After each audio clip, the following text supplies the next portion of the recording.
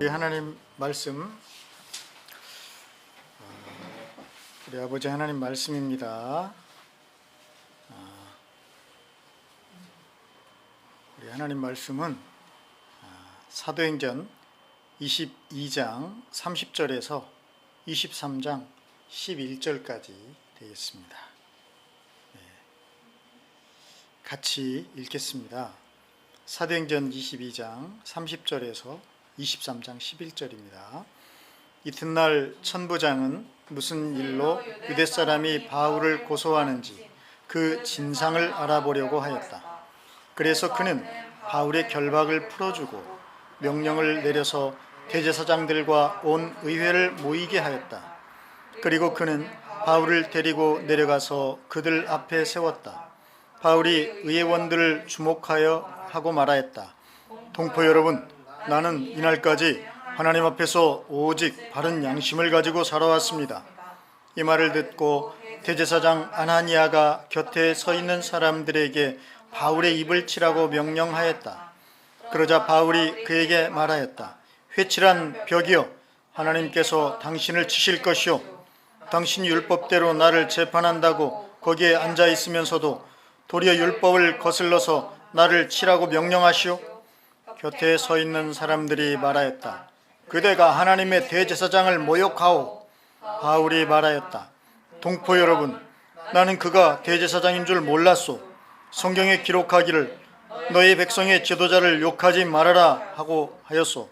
그런데 바울이 그들의 한 부분은 사두개파 사람이요 한 부분은 바리새파 사람인 것을 알고는 의회에서 큰 소리로 말하였다.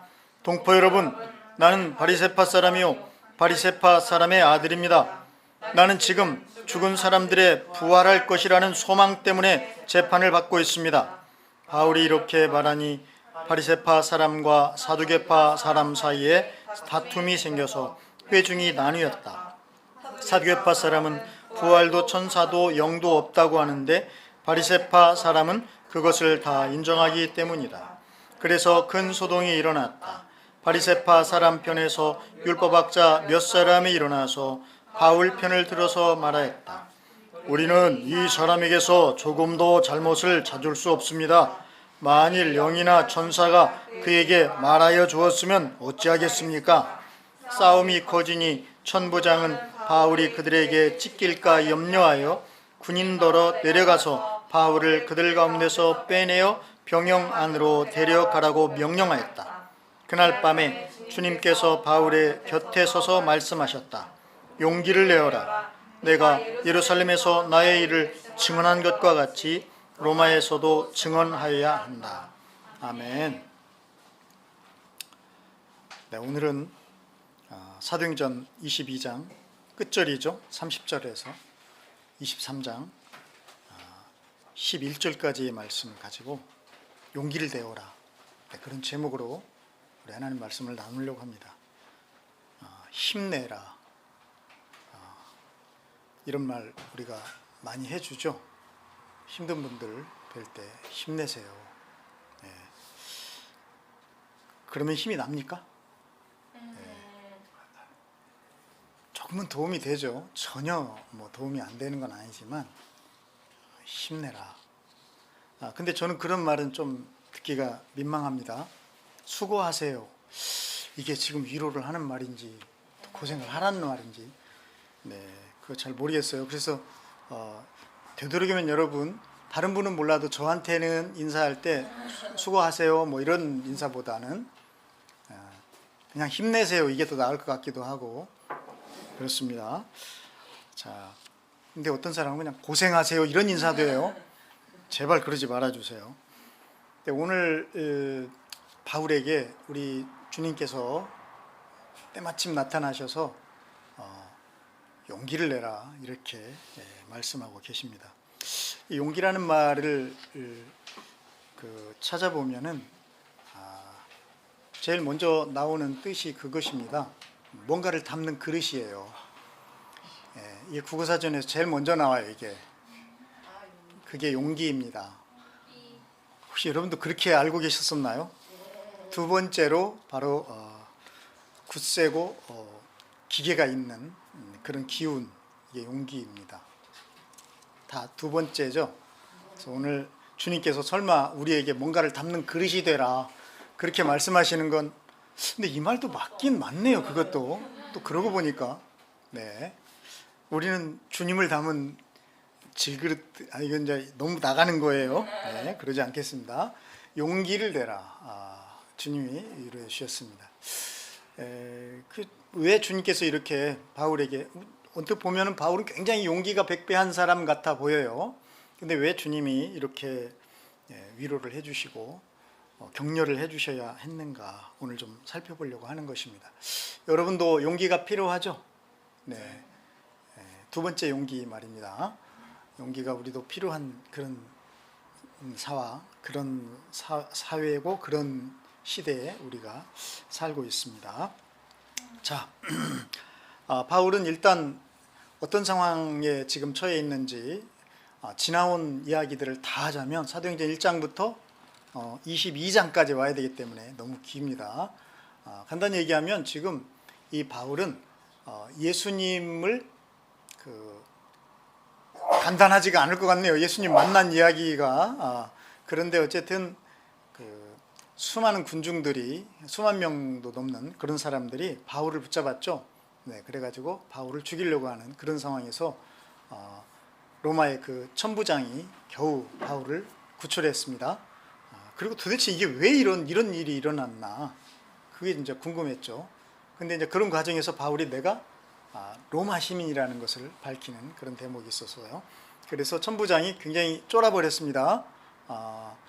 로마 시민이 아닌 줄 알고. 근데 그 당시 로마 시민의 그 위세라는 것이 과연 어느 정도인가를 이 천부장이 쫄았다는 걸 통해서 우리가 알 수가 있을 정도죠.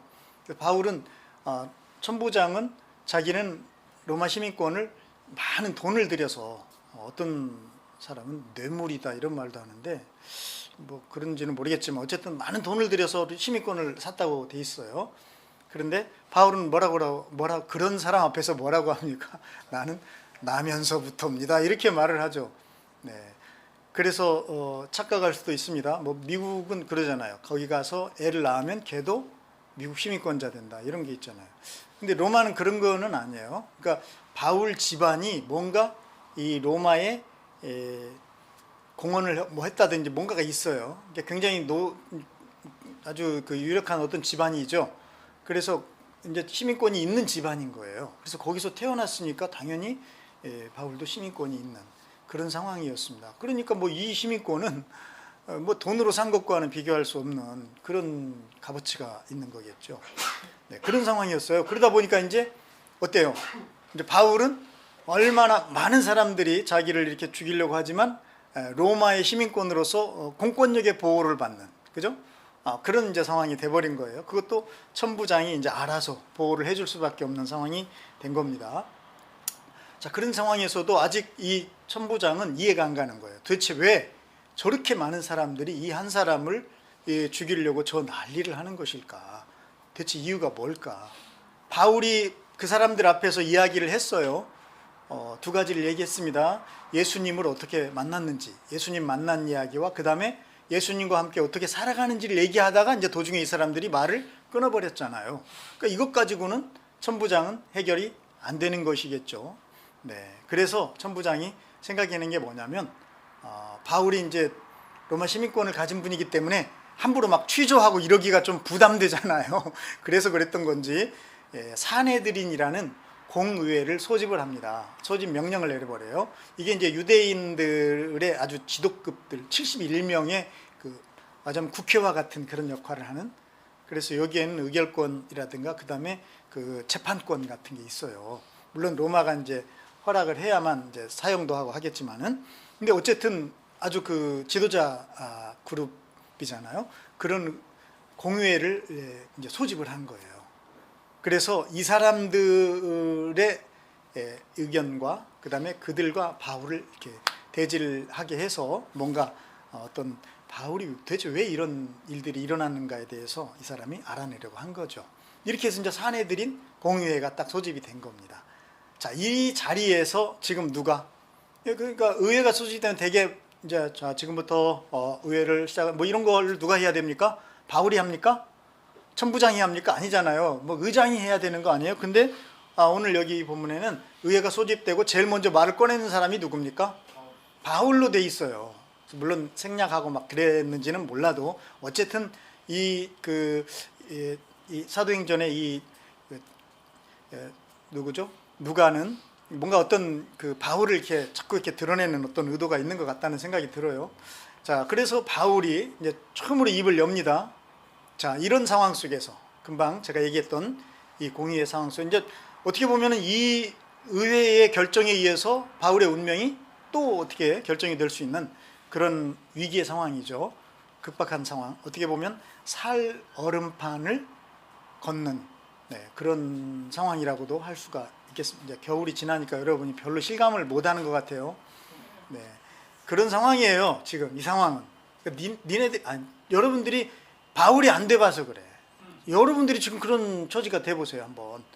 괜히 제가 지금 승질내는 건 아닌데 이제 살면서 이거 어려움 당할 수 있잖아요. 지금 재판에 불려가고 막 굉장히 힘듭니다. 이거 기소당하고 막 요즘 하도 막 검찰 막 이런 게 언론에 많이 보도되니까 그러지, 여러분 개인이 한번 그런 이게 연루돼서 이렇게 되면 굉장히 힘들어요. 어려운 상황이고 너무너무 괴롭습니다. 자, 지금 바울이 이제 그렇게 그런 상황이에요. 이런 상황 속에서 바울이 도대체 무슨 얘기를 꺼낼까? 궁금하죠? 네? 궁금합니까? 네. 그러면 여러분 성경을 꼭 펴놓으세요. 이거 지금 읽은 지 한 5분도 안 지났는데 벌써 궁금해진다는 건 다 까먹었다는 뜻인가? 자, 그러면 뭐라고 했는가? 1번이 아니죠. 뭐죠? 1절 같이 한번 읽어보겠습니다. 바울이 의회원들을 주목하고 말하였다. 동포 여러분, 나는 이날까지 하나님 앞에서 오로지 바른 양심을 가지고 살아왔습니다. 그래서 이건 그 당연한 거 아니야? 아니, 예수 믿는 사람들이 당연히 바른 양심을 가지고 살아야 되는 거 아니야? 그렇게 반문하고 싶습니까? 조금만 생각해 보세요. 지금 그렇게 함부로 말할 때가 아니에요. 왜냐하면 우리들이 지난 주간에 한 짓이 있잖아요. 바른 양심을 가지고. 근데 여기서 사실 이렇게 번역을 했죠. 뭐라고 번역했습니까? 나는 오로지 바른 양심을 가지고 살아왔습니다. 이거를 직역을 하면 완벽한 선한 양심, 이렇게 번역이 되는 거예요. 완벽한 선한 양심. 그러니까 바울은 뭔가를 지금 굉장히 강조해서 말을 하고 있죠. 근데 그 완벽하게 선한 양심을 가지고 살았는데 누구 앞에서? 하나님 앞에서, 하나님의 관점에서. 이겁니다. 사람의 관점이 아니라. 그러면 사람의 관점이 더 그렇습니까? 하나님의 관점이 더 거시기 어떻습니까? 어느 관점이 더 그래요? 여러분은 좀 힘들어요? 대부분 사람의 관점이죠. 사람 눈치 보면서 살기가 더 힘들죠. 하나님보다. 그러면 안 돼요. 그럼 못 씁니다, 사람이. 근데 바울은 이제 하나님의 관점, 하나님의 눈치가 더 중요한 겁니다. 이래야 돼요. 이게 믿는 사람이에요. 믿는 사람들 그러면 안 돼요. 사람의 눈치가 더 중요하면 안 됩니다. 그래서 바울은 그렇게 얘기하는 겁니다. 난 하나님 관점, 하나님 보시기에 정말로 완벽하게 선한 양심으로 내가 살아왔습니다. 그러니까 이것을 어떤 사람은 잘못 이해해서 그럼 지가 뭔데 하나님 보시기에 어떻게 완벽하게 살았단 말이야, 이렇게 또 괜히 혈기 부리고 승질 내려고 합니다. 그런 거 아니잖아요. 여기 하나님 앞에서 완벽할 수 없다는 거 바울이 모르겠어요? 너보다 더 잘 알지, 그죠? 이건 뭘 강조하는 겁니까? 정말 내가 하나님 앞에서 그러니까 하나님이 얼마나 실제하신 분인가를 바울은 이게 막 강조하는 거죠. 하나님이 진짜로 계시다는 것을 강조하는 거예요. 그러다가 이분 앞에서 정말 선하게, 정말 완벽하게 선하게 살으려고 나는 이렇게 사실요, 하나님보다 사람 눈치 보는 사람들은 하나님이 별로 안 살아계신 것 같으니까 그런 거잖아요. 솔직히 말해서, 까놓고 얘기해서 그잖아요. 근데 정말 하나님이 살아계시다는 것이 막 뼛속까지 이렇게 느껴오고 전율이 오면은 정말 내가 정말 하나님 보시기에 내가 이렇게 선하게 살아야 되겠다, 이런 마음이 막 한시라도 이렇게 그렇잖아요. 안 살아봐서 되게 모르시는 것 같은데 그래요. 원래 그렇게 돼 있어요. 바울은 지금 그런 이야기를 하는 거예요. 내가 정말 하나님 앞에서 근데 왜 이런 말을 할까요? 지금 바울이 여러분 여기 지금 이제 그 다음에 이 말을 들은 사람들의 태도를 보면 왜 이렇게 말을 하는가를 알 수가 있게 됩니다. 이 말을 듣고 바로 그 다음에 반응이 뭐였어요? 근데 이거 완전 동네 양아치 같은 말이에요. 죄송합니다. 이 표현이 좀 그래서. 왜 그러냐면 지금 여기는 사내들인 공유회는 재판 절차잖아요. 그럼 절차들이 이게 진행이 되려면은 바울의 의견을 충분히 어때요? 들어야 돼. 그리고 나서 뭐 때리든지 뭐든 이게 뭐가 나와야 되잖아요. 근데 이건 뭐야? 이제 얘기 막 꺼냈는데 내가 이렇게 살았다라고 꺼냈는데 뭐라고 하고 있어요? 절차도 거치지 않고 그냥 옆에 사람한테 야, 제 입을 좀 쳐라. 이 말은 뭐예요? 그러니까 이게 좀 어때 그 양아치들이 쓰는 말로는 그 주둥아리를 그런 거잖아요. 그런 얘기야. 그러니까 완전히 이게 무슨 동네 양아치가 하는 말을 이 사람이 쓰는 겁니다.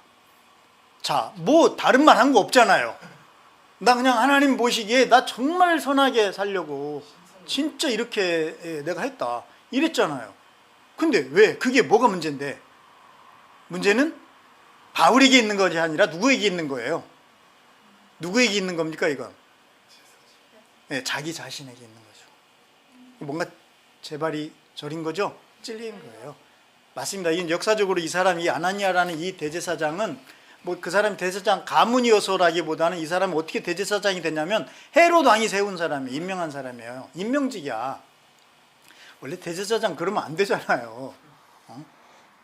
그리고 이 사람은 아주 간교하고 욕심이 많고 탐욕이 많은 그런 사람으로 이렇게 되어 있어요.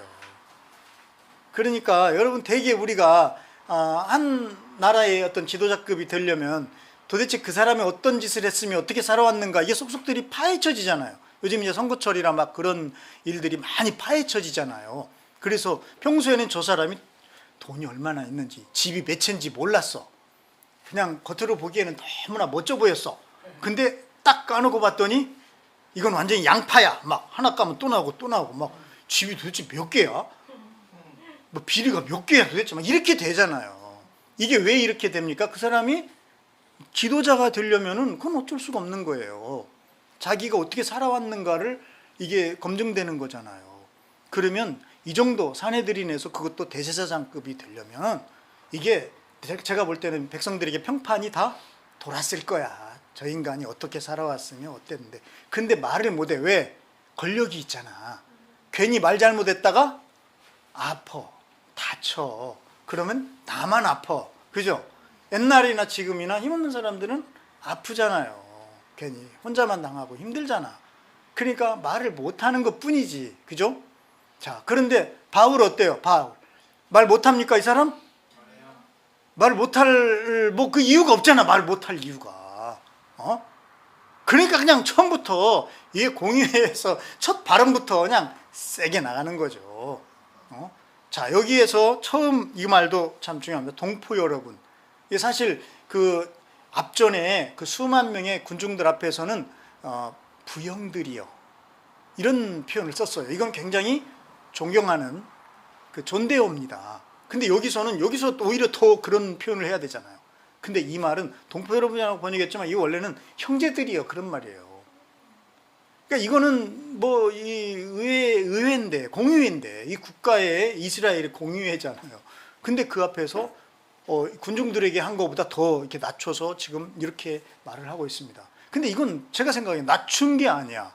자, 하나님 안에서 아무리 높아봤자 형제잖아요. 그게 뭐? 그게 뭡니까? 그러니까 주님 안에서 자기가 얼마나 높은가를 따져보는 순간부터 이 인간은 벌써 문제가 있는 거지. 그건 잘못된 거죠. 그러니까 이 한마디부터 바울은 뭔가 계산하고 막 얘기하는 것인지는 몰라도 이게 듣는 사람 입장에서는 어때요? 편하겠어요? 아니면 좀 불편하겠죠? 아니 저게 우리를 뭘로 이렇게 이런 말이에요. 이게 동포 여러분 형제예요. 나 너하고 형제 아닌데 아니야. 우리는 주님 안에서 하나님 안에서잖아요. 여기는 이스라엘이잖아요. 자, 이런 사람들 그 대제사장은 제사장 중에 대표잖아요. 그럼 제사장이 뭐 하는 사람입니까? 그게 그냥 사람들 다스리기만 하는 사람입니까? 아니잖아요. 그는 하나님을 사람들을 대신해서 배웠고 하나님의 뜻을 전해줄 수 있는 그런 위치잖아요. 그러면 대제사장이야말로 가장 낮은 자가 되어야 되는 거잖아요. 우리가 앞전에 그거 배웠잖아요. 주님이 하나님 나라의 으뜸과 통치자의 정의가 뭐였습니까? 그는 종이 되는 거고 그는 섬기는 자여야 한다. 그랬잖아요. 자, 바울은 그것으로 그 하나님의 그 말씀으로 충만합니다. 그렇게 보면은 동포예요, 형제예요. 뭐가 잘못됐습니까? 뭐가 문제입니까? 그런데 불편해. 이거는 네가 문제인 거지. 그죠? 자, 이런 상황에서 그 다음에 한 말도 또 불편하게 하네. 아, 겉으로는 대제사장, 겉으로는 산헤드린이고 71명의 의회원 중에 아주 그냥, 그리고 겉으로는 인텔이고 막 이런 거야. 근데 그 속은 어때요? 네, 불법과 위선으로 가득 차 있는 그런 아주 시커먼 속이 이게 있는 거예요. 이게 아마 바울이 알았는지 어쩐지 모르겠어요. 근데 어쨌든 성령의 감동으로 이렇게 말하는 것 같기도 하고요. 그래서 이렇게 얘기를 했더니 바로 이 아까 양아치라는 표현을 썼는데 뭐라고 말했죠? 예, 저기 치라고 그랬죠? 거기에 이제 바울이 뭐라고 합니까? 네, 회칠한 벽이에요. 여기까지만 딱 얘기해도 아마 많은 분들은 거기가 탁 떠오를 거예요. 우리 주님이 마태복음인가 막 가물가물합니까? 네, 마태복음 맞아요. 마태복음에 보면은 거기 23장인가 아마 그럴 거예요. 거기에 우리 주님이 이 바리새인들을 향하여서 들려준 그 말씀이 있습니다. 나는 그게 복음이라고 생각합니다. 다른 사람을 막 주님이 비난하는 게 목적이라 저주하려고 그런 말 하셨겠어요? 아니잖아요. 정말 그가 어떤가를 실체를 보여주시는 말씀, 그것이야말로 이 복음이잖아요. 그래서 그 말씀, 내가 이런 사람이구나 라고 깨달아야 되죠. 그게 이제 바리새인에 대해서 23장에 그런 말 중에 이제 거기에 제일 많이 나오는 단어가 그거예요. 눈먼 바리새인, 눈이 먼 바리새인, 눈먼 사람들. 그러면서 그 중간쯤에 회칠한 무덤이라고 주님 표현을 했습니다. 아마 그 바울이 회칠한 무덤까지는 안 써도 벽이라고 쓸 때 바울도 이거 내가 조금 강도를 조절한다. 이건 분명히 무덤이야. 이렇게 생각했는지 모르겠어요. 그러나 어쨌든 아마 이 말씀을 하신 그 예수님을 아마 바울도 떠올렸을 것 같은 마음이 듭니다. 그때 그 바울은 회칠한 무덤이요 라고 말씀하시면서 예수님이 바리새인들의 그 겉과 뭐가 달라요? 속이 다른 그것을 지적을 하셨잖아요. 겉으로는 안 그런 척 하면서 회칠한 무덤이라는 건 그거예요. 네, 그 어딥니까? 그 중동이나 그쪽 그 지중해 연안에 거기는 그 벽을 그걸로 칠하잖아요. 석회로. 그래서 벽이 하얗잖아요. 그게 그걸 칠한 거예요. 네? 그러니까 이건 이제 좀 더러워지고 낡아지면 이렇게 칠하잖아요. 근데 이제 무덤도 그렇게 쫙 칠하는 겁니다. 근데 무덤 안에는 지금 뭐가 있어요? 무덤 안에는 죽은 사람이 있습니까? 사는 사람이 있습니까? 물론 장례식 때는 사는 사람도 들어가기도 하지만 지금 그거 아니잖아요. 무덤 안에는 죽은 사람이 시신이 거기 들어가 있잖아요. 그리고 그 시신이 그 안에서부터 계속 그 순간부터 뭐 하고 있습니까? 부패하고 있는 거예요. 그죠? 그러니까 무덤을 밖을 아무리 깨끗하게 칠해놔도 그 안에서는 막 시신이 부패하는 그 썩어가고 있는 거죠. 그러니까 겉과 속의 다름을 아주 극단적으로 비유할 때 이런 말씀하신 겁니다. 그러니까 이 바리새인들이 얼마나 겉과 속이 다른 인생들인가를 주님이 얘기하시는 거예요. 그러면서 주님은 바리새인의 속에는 뭐가 있냐 했더니 위선과 불법으로 가득 차다. 율법을 지키지 않고 있다는 거예요. 누구보다 이 바리새라는 게 불리하다라는 뜻이거든요. 구분한다. 우리는 니네들하고 달라. 세상 니네들하고 우리는 정말 율법을 제대로 지키는 사람들이야. 이렇게 해서 모인 사람들이거든요. 그런데 이 인간들이 불법이 가득한 거예요. 그 속에는 겉으로는 그런 척하지만 그것을 지적을 했는데 오늘 바울이 그 예수님의 그 이야기를, 그것도 어디야? 이게 지금 이게 어디입니까? 산헤드린 공회에서 이게 얘기하고 있는 겁니다. 굉장하죠? 정말 바울은 정말 대단하다, 이런 생각이 들지 않을 수 없을 정도로 그렇습니다. 그러면서 당신은 하나님이 당신을 칠 것이다, 이 말은 저주죠. 그죠? 당신을 친다는 거, 하나님이 치시면 어떻게 되죠? 하나님이 이렇게 한 대 딱 때리면 아야 이렇게 됩니까? 죽어요. 조심하세요. 하나님 치시면 하나님이 쳐버린다는 건 엄청난 저주예요. 근데 이 엄청난 저주의 말을 바울이 하고 있죠. 그러면서 뭐라고 합니까? 당신은 율법대로 나를 재판한다고 거기 앉아 있으면서 도리어 율법을 거슬러서 나를 치라고 명령하시오. 이거 말도 안 되는. 그러니까 율법을 아는 사람이라면 이렇게 할 수 없다는 거죠. 그러니까 너는 율법이 뭐 나발이고 아무것도 없는 인간, 정말로 너는 하나님이 쳐야 될 그런 아주, 그러니까 겉과 속이 너무 다른 인간인 거죠. 지금 율법에 따라서 뭔가를 재판한다고 있으면서도 전혀 아니다, 너의 지금 말이나 행동을 보니까, 이런 이야기를 하는 거예요. 자, 이 정도 되니까 어때요? 그 의회가 굉장히 후끈후끈 달아올랐을까요? 막 뭔가 이렇게 분위기가 싸늘해지면서 저러면 안 되는데. 그래서 옆에 사람들이 그랬어요. 여보시오, 저 사람 대제사장이에요. 당신 대제사장을 모욕하는 거요? 이랬어요. 그러자 바울이 얼른 수습합니다. 난 이게 참, 아무리 봐도 바울이 몰랐을까? 대제사장인 줄. 그잖아요. 물론 이제 바울이 예루살렘을 이제 선교여행을 한 10몇 년, 20년 가까이 선교여행을 했습니다. 그러다 보니까 예루살렘을 띄엄띄엄 방문했어요.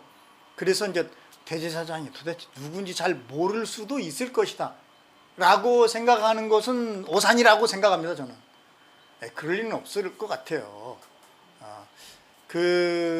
왜냐하면 이 바울은 그 예루살렘에서도 인맥들이 많았거든요. 그리고 왜 그 다메섹에 그 기독교인들을 잡아서 이렇게 묶어서 데려오려고 할 때도 여기 산헤드린 여기에서 공문을 받았거든요. 그렇기 때문에 몰랐을 것 같지 않은데도 바울은 뭐라고 합니까? 나는 그가 대제사장인 줄 몰랐습니다. 그 앞에 또 뭐라고 합니까? 동포 여러분. 그죠? 계속해서 동포 여러분입니다. 형제들이요. 그러니까 바울은 형제, 주님 안에서 형제임을 강조하면서도 할 얘기는 다 하고 있는 거예요, 지금. 그러니까 니네들이 형제에서 얼마나 멀리 벗어났는가, 이런 것들을 얘기하는 것 같기도 합니다. 나는 그가 대제사장인 줄 몰랐습니다. 그래서 저는 이 말이 꼭 그렇게 들려요. 대제사장답지가 않아서. 대제사장이 어찌 그러지? 어째 그래? 네. 성경에 기록하기를, 그러면서 성경을 탁 인용해가지고 얘기를 하죠. 자, 이건 이제 출애굽기에 있는 말씀이에요. 너의 백성의 지도자를 뭐하지 말아라? 욕하지 말아라 라고 했다는 그 출애굽기에 있는 말씀을 인용을 했습니다. 근데 여러분, 그 출애굽기 22장 28절에는 원래는 이렇게 돼 있어요. 너희는 하나님께 욕되는 말을 하거나 너희 백성의 지도자를 저주하지 못한다, 이렇게 돼 있습니다. 그러니까 바울은 뒤에 부분만 지금 얘기하고 있는 거죠. 이건 뭘 말하는 걸까요? 네, 거기에 적어도 산헤드린쯤 되면 율법을 알까요, 모를까요? 잘 알겠죠. 특히나 자기들하고 관계된 이 부분, 그죠? 출애굽기 22장 28절, 이거 모를까요? 근데 거기에 온전한 통짜로 이 구절은 너희는 하나님께 욕되는 말을 하거나, 이거가 들어가야 되잖아요. 그런데 바울은 그거는 빼고 뒤에만 얘기하고 있는 거잖아요. 너희 백성의 지도자를 저주하지 말아라.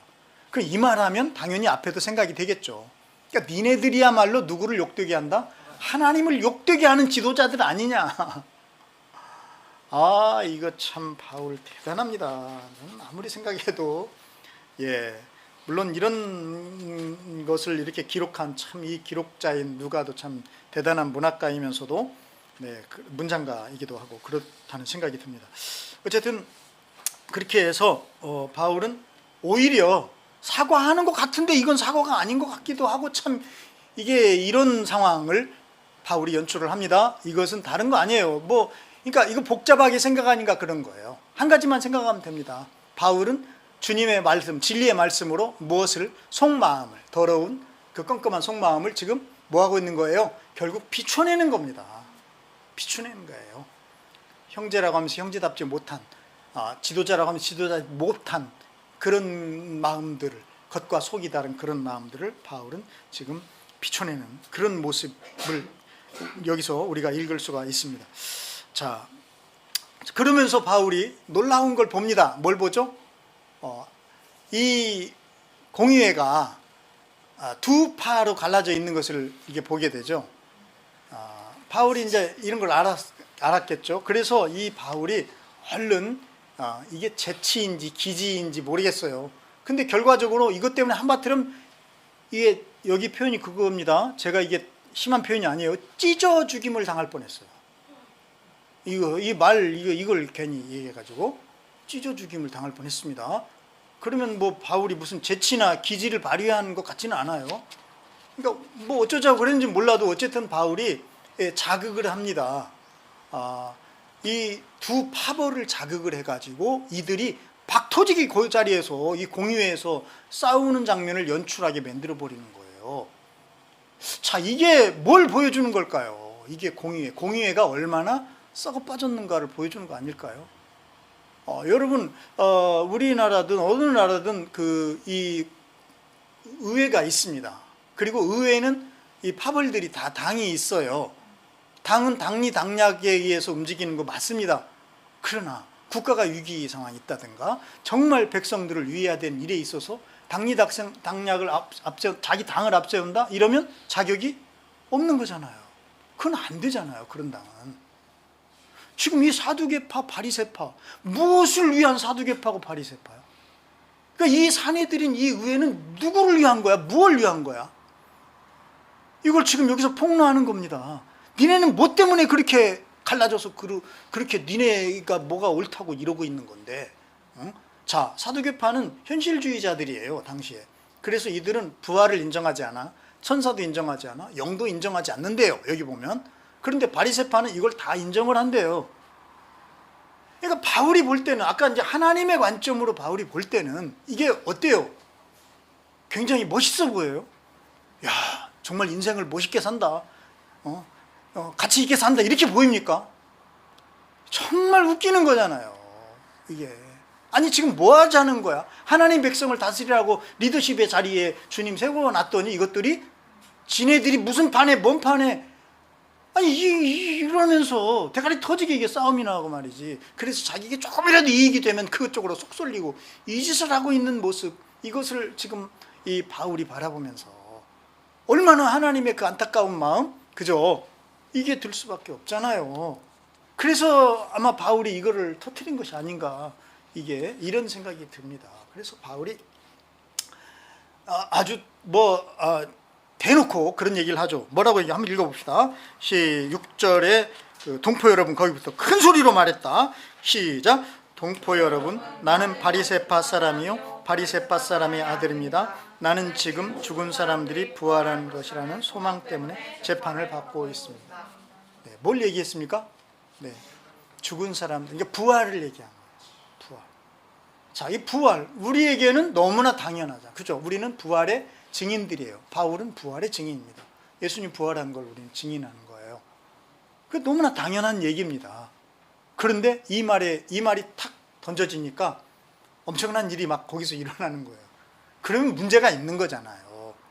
그러니까 뭐가 문제가 있는지를 한번 봅시다. 자, 이렇게 해서 이렇게 말하니 7절, 바리새파 사람과 사두개파 사람 사이에 다툼이 생겨서 회중이 나뉘었다. 이거 참 신기한 일입니다.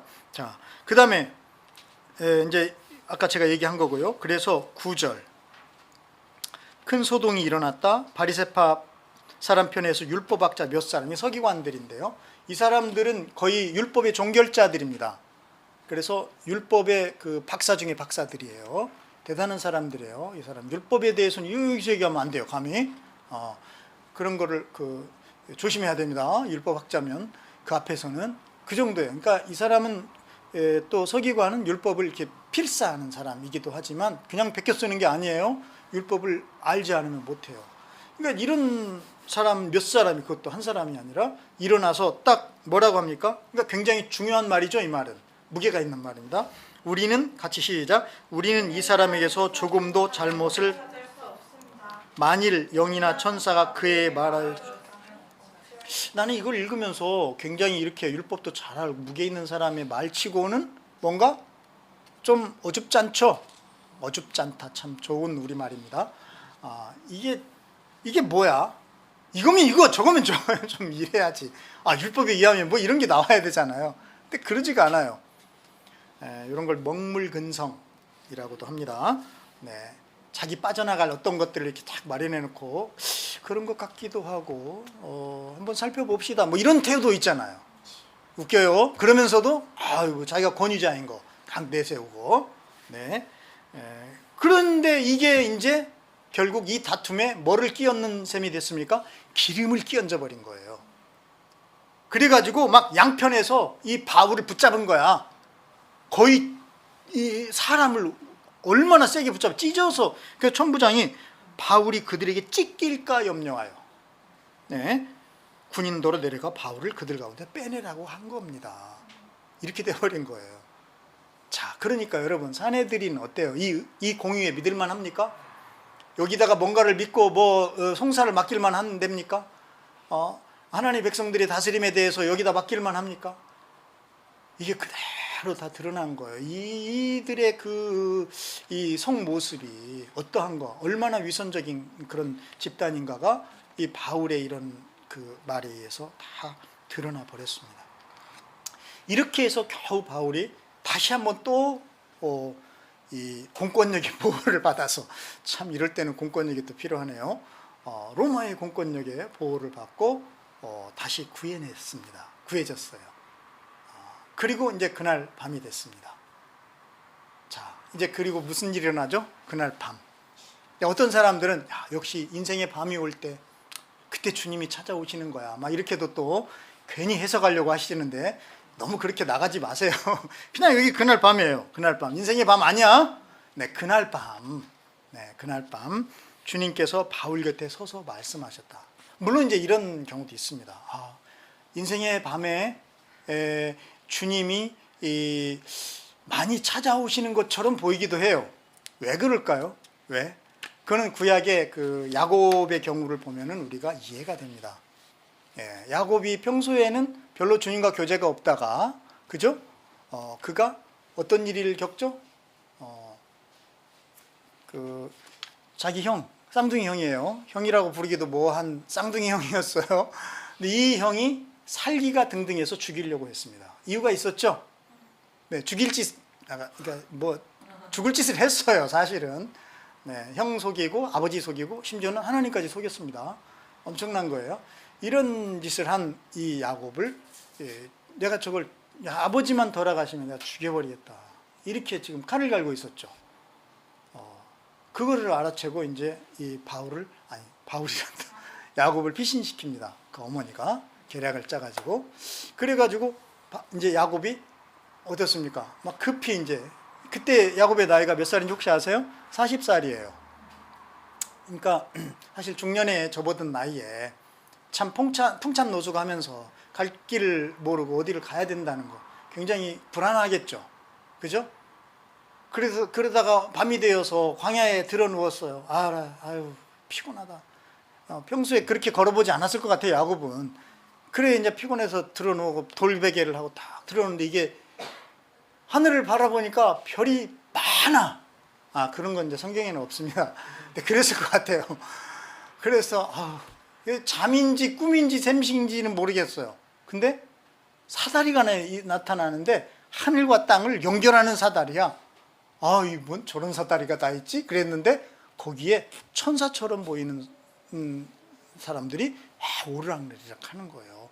그래서 자기도 한번 끝까지 쭉 살펴보니까 분명히 주님이신 거예요. 주님이 딱 서 계신 거야. 와, 얼마나 충격이 됐겠어요. 그리고 그 주님이 우렁찬 음성으로 이 야곱이 알아들을 수 있는 말씀으로 알려주셨어요. 나는 너의 아버지 하나님, 할아버지 하나님, 바로 그 하나님이란다. 그러면서 약속을 해주시죠. 자, 이런 일이 있고 나서 야곱에게 어떤 변화가 일어났습니까? 네, 잘 기억이 안 나는군요. 네, 다른 변화가 아닙니다. 야곱에게 어떤 변화가 일어났냐? 그것은 성경에 있는 그대로 제가 한번 읽어드리면 좋겠는데, 여기 있습니다. 제가 한번 읽어드릴게요. 야곱은 창세기 28장 6절이에요. 잠에서 깨어서 혼자 생각하였다. 주님께서 분명히 이곳에 계시는데 내가 미처 그것을 몰랐구나. 뭘 몰랐다고요? 이곳에 계시는데 내가 미처 그것을 몰랐구나. 그러니까 이걸 언제 아는 거예요? 평소에는 모르다가 인생에 뭐가 됐을 때? 밤이 됐을 때. 이럴 때는 인생에 밤이 필요한 겁니다. 그래서 여러분, 항상 주님은 계셔요. 근데 왜 꼭 인생의 밤에만 이렇게 잘 이렇게 오시는 것 같을까요? 그거는 절박하니까 그래요. 주님밖에 없어요. 그냥 오직 주님 한 분으로 절박하고, 그리고 외롭고 고독하니까 그래요. 아무도 없으니까. 그래서 정말 주님이 잘 감각이 되는 그 밤인 거예요. 네, 그의 인생의 밤이 되기를 바랍니다. 여러분의 인생의 밤은 그런 밤이기를 바랍니다. 정말 주님 한 분만을 감각하고 그분만을 절실하게 구하는 그런 마음이 되어야 돼요. 네. 근데 평소에는 그러기에 너무 바빠. 그죠? 너무 사람들이 많아. 안 외로워. 근데 외로워. 그죠? 고독, 군중 속의 고독, 막 이런 걸 막 그래. 그런 생각이 들면 빨리 군중 속을 떠나세요, 제발. 군중 속에서 고독해 하지 말고 군중을 떠나서 고독해 하세요. 그걸 예수님 뭐라고 표현했죠? 네, 골방이라고 한 거예요. 골방. 근데 이게 골방을 요즘 분들은 잘 몰라요. 골방을 잘 모르죠? 방이 골랐나? 아니야. 이 골방은 아주 그 옛날에는 이렇게 그런 방이 있었어요. 찾아보세요, 나중에. 아무도 그런 방, 아주 나만 들어갈 수 있는 그런 방이에요. 그 골방에 들어가서 문을 닫아라. 왜? 하나님이 거기 계시니까. 네. 그래서 거기 계신, 은밀한 중에 계시는 그 하나님을 너가 만나야 된다. 이거를 우리 주님께서 강조해 주셨잖아요. 그게 기도라고 하셨잖아요. 기도는 그렇게 하는 것이다. 여러분, 그래서 기도하면 그 순간 우리는 뭐 하는 거죠? 주님과 만나는 시간인 거예요. 네. 그 시간이 필요한 거예요. 그래서 여러분, 차라리 외로워지세요. 고독해지세요. 주님을 만나야만 한다면. 그게 나아요. 외로워지는 게 나아요. 내가 주님이 없이 사는 것보다 정말 외로워져서 주님 한 분만을 만날 수 있는 그런 시간이 필요한 겁니다. 자, 그렇게 해서 바울은 그 밤에 자기 곁에 서신 주님을 어때요? 바울이 경험하는 거잖아요. 느끼는 거잖아요. 여러분 곁에 서신 주님을 느껴보시기를 바랍니다. 믿으시기를 바랍니다. 주님 곁에 서 계셔요. 네. 다윗처럼 내가 주님을 항상 내 앞에 모신다라고 좀 고백하는 그런 분 되시기를 바랍니다. 자, 이렇게 해서 딱 서서 말씀하시는 주님의 말씀을 듣는데 주님 뭐라고 첫 마디가? 이때 주님 하신 말씀이 용기를 내어라. 영어 단어에는 용기라는 단어가 두 가지 종류가 있다고 그래요. bravery and courage. 네. 예. 여러분은 여기에서 용기를 내어라가 어떤 단어가 해당될 것 같아요? 네. bravery입니까? 아니면 courage입니까? 네. NIV는 courage로 돼 있어요. courage. 그래서 이게 이제 조금 쓰임새가 좀 달라요. 이건 뭐 영문학자나 이런 분들한테 여러분 물어보시고, 우리는 이제 느낌으로 알잖아요. 그죠? 그냥 딱 알잖아요. 여기서는 뭐가 필요하다. 그 브레버리는 용맹한 거, 그 사람은 그런 거고, 용기는 카리지는 용기 있는 거. 이게 뭐 제가 잘 분리를 못 하고 있네요 지금. 네. 그런데 어쨌든 이 용기라고 이렇게 번역이 되는데, 전에 성경에는 담대함 이렇게 번역을 했어요. 담대하라. 근데 할아버지들은 왜 담대하라라고 번역했을까? 담대라는 그 한자가 뭐냐면 쓸개 다음에 클 때예요. 그러니까 이게 그대로 해석하면 뭐예요? 쓸개가 커져라 이런 거잖아요. 어떻게 쓸개가 커집니까? 물론 저처럼 이렇게 무식한 사람 때문에 해설이 필요하죠. 그 쓸개담만 있는 거 아니에요. 마음담 이런 뜻도 있어요. 그래서 마음을 의미하는 것이기도 하죠. 근데 어쨌든 그 담대해라. 근데 저는 이게 참 어려웠어요. 담대하다는 게 어떻게 해야 담대해질까 굉장히 어려웠어요. 근데 오늘 보니까 용기를 내라고 주님이 말씀하고 계시는 거예요. 주님이 용기를 내라. 그래서 담대하라라는 말보다는 용기를 내라 이렇게 제대로 번역하시는 게 더 좋을 것 같아요. 괜히 저처럼 쓸게 생각하고 이럴 것 같으니까. 그래서 용기를 내라 이렇게 주님이 말씀하셨습니다. 지금까지 바울은 용기 있게 지금 왔잖아요. 그런데 다시 또 용기를 내라. 왜? 뒤에 또 뭔가가 있어요. 왜 용기를 내라고 하죠? 네가 지금 이렇게 용기를 내서 예루살렘에서 우리 예수님을 증언한 것 같이, 그죠? 뭐 해야 되니까? 로마에 가서도 이것도 증언해야 되니까 용기를 내라. 그러니까 계속 용기를 좀 내라. 이렇게 예수님이 안위하시고 격려해 주시는 거잖아요. 용기가 났을까요? 났어요. 네, 용기 났겠죠. 근데 여러분 생각해 보세요. 여기서 잠깐만 생각해 봅시다. 여러분, 우리가 예수 그리스도를 만나고 예수님을 믿게 되면 이제 우리는 새로운 사람이 되는 거잖아요. 그죠? 어떻게?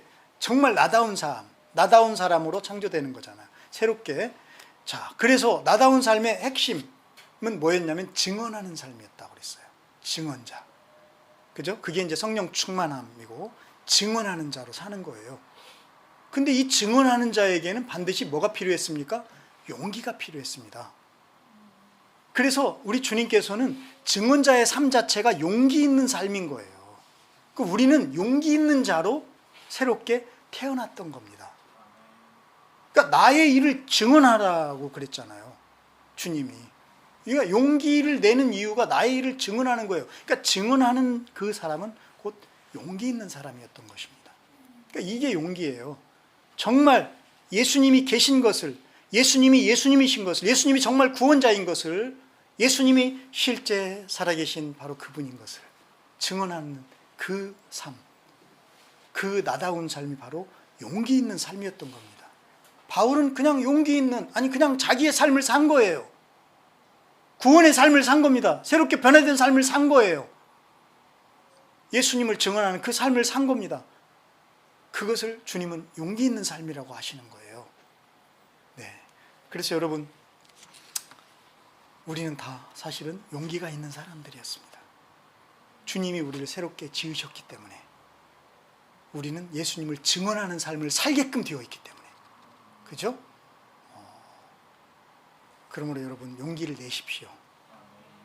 용기를 절대 잃어버리지 마십시오. 이미 주님이 용기를 주셨습니다. 그래서 그 용기를 발휘하여서 우리 주님과 함께 살아가시기를 바랍니다. 살아계신 하나님, 오늘 우리 주님께서 어느 때보다 용기가 필요한 이 시대에 용기를 내라고 해주시는 것 같아서 너무나 감사하고 기쁩니다.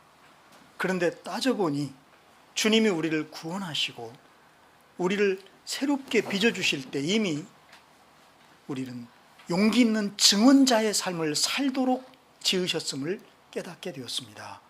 주님, 우리가 이제 과연 이와 같은 용기 있는 자의 삶을 살아갈 수 있도록 인도하여 주시옵소서. 예수 그리스도의 이름으로 기도합니다. 아멘.